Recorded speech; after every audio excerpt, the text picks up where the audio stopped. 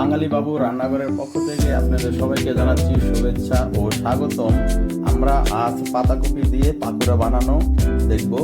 যেহেতু সামনে রমজান মাস আসতেছে, এই রমজান মাসে ইফতারের মধ্যে এই খাবারটা থাকলে খুবই ভালো হয়। আমরা 200 গ্রামের মতন পাতাকপি নিব, সাথে শুরু করব হাফ চা চামচের কম আদা দিয়ে, হাফ চা চামচ রসুন বাটা দিব, 50 গ্রামের মতন গাজর দিব, 1 চিমটি হলুদের গুঁড়া দিব, হাফ চা চামচ মরিচ গুঁড়া, হাফ চা চামচের কম জিরার গুঁড়া, হাফ চা চামচের কম গরম মশলার গুঁড়া, একটা ম্যাগি মশলা দিব স্বাদ পাওয়ার জন্য, ধনিয়া পাতা দিয়ে দিব,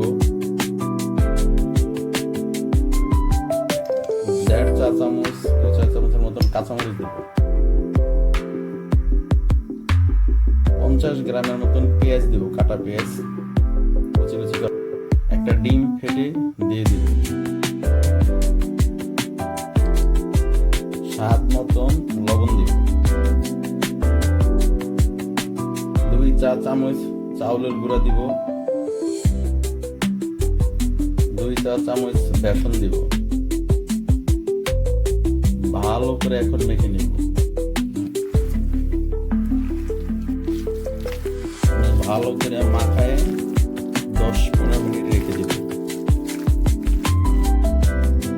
তেল গরম হয়ে গেছে, দিয়ে দিব।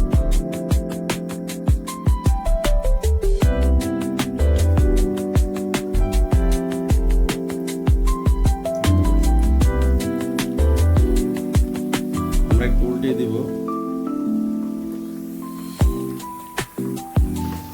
আমাদের পাকোড়া ভাজা হয়ে গেছে, নামিয়ে ফেলব।